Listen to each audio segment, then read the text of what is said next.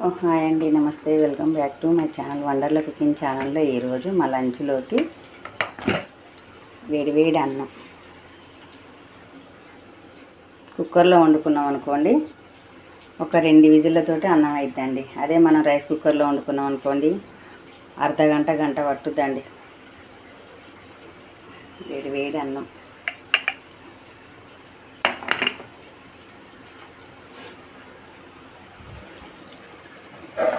సాంబార్,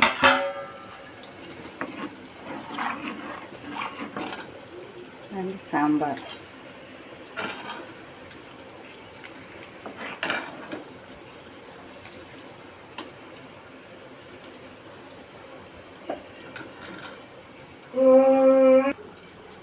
దోసకాయ టమాటా కర్రీ.